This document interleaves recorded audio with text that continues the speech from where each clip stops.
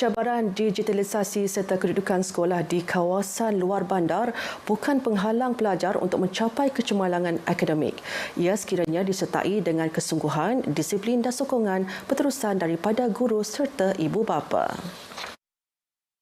Timbalan Menteri Kemajuan Desa dan Wilayah Datuk Rubiah Wang berkata kejayaan pelajar Maktab Rendah Sains Mara MRSM Betong dalam peperiksaan sijil pelajaran Malaysia SPM 2025 bukti faktor geografi bukan alasan untuk membataskan pencapaian pelajar. MRSM Betong tu berada di luar kawasan luar bandar.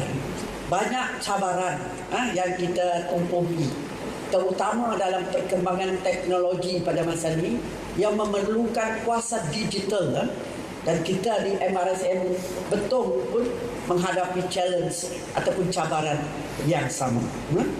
Apa yang lebih penting sekali adalah sokongan daripada guru. Beliau berucap pada Majlis Penyerahan Sumbangan Yayasan Pelajaran Mara YPM kepada pelajar cemerlang SPM MRSM Betong tahun 2025 di bahagian Betong.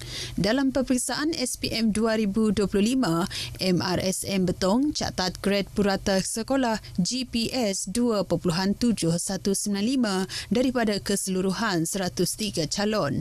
Seramai 15 pelajar memperoleh keputusan 8A dan ke atas, termasuk 9 pelajar yang meraih keputusan semua A.